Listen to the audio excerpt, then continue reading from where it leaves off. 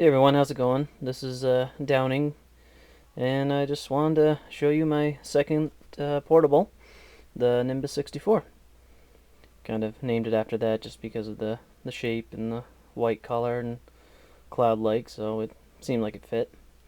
I don't have a tripod, so I'm just going to kind of take you around real quick with the camera itself before I flip it on.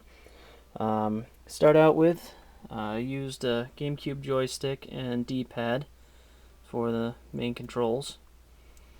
And on this side I use the Super Pad controls, which is what I'm actually using inside the board, and the Super Pad start button as well.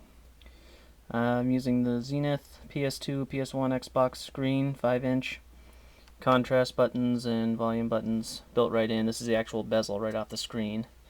A vacuum form case, which I did up from scratch. That's actually starting to come along really nice, and it's a pretty useful tool and skill to have. So I would recommend you newer modders out there just kind of get into it, because it's not very expensive and it's pretty easy to do. Underneath here we've just got the charging jack, the on-off switch, headphone jack that does nothing, and the actual headphone jack. Reason being that one does nothing, that's originally where it was to begin with, but I somehow screwed up the controller circuit board and it's sitting right there. And in order to get the circuit board out, I had to take out this jack, but I had super glued it with Loctite 401 and I just destroyed the amp. But I managed to take the amp, because the screen has a dual headphone jack when it comes stock. I took the other one, mounted it to the PCB on the one that I broke, soldered it together, and it worked. And speaking of speakers, I'm using the stock ones from the PlayStation screen as well. On the back, hold on one second, sorry about that.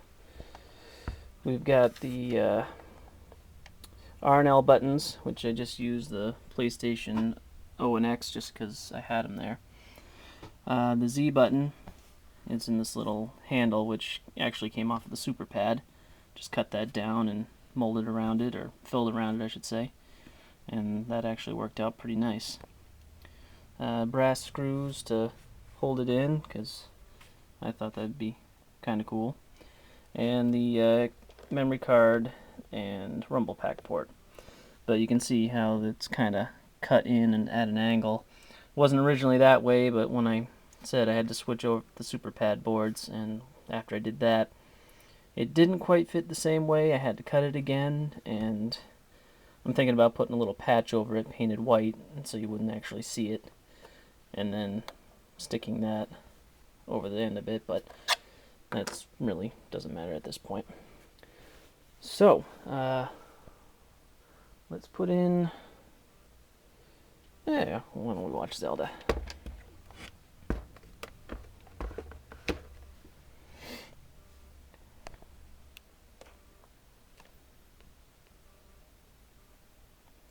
See, it boots up just fine.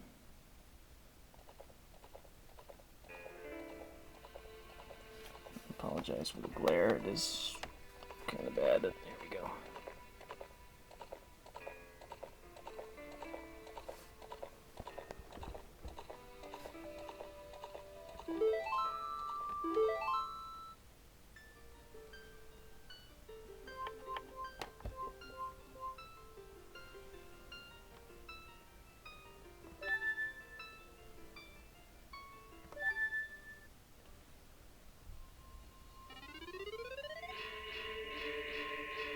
Get the boots on.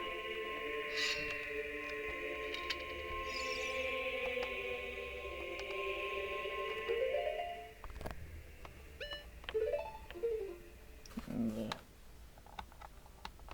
it doesn't do it on this one. Come on, get under there. Yep, the R button works, and the Z button is what makes it go the other way, but you're getting the general idea. So I won't take up any more of your time, but thanks for taking a look at it, and I'm really proud of this. It was pretty, went pretty quick compared to the other one, but We'll see what the future builds bring. But for now, I will talk with you guys on the forums. Thanks. I said thanks. I couldn't leave it there.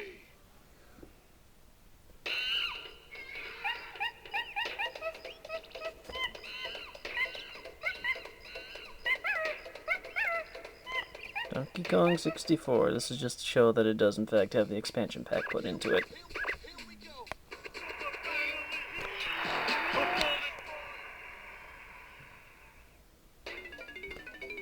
See?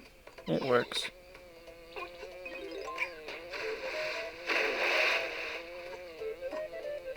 Okay, bye.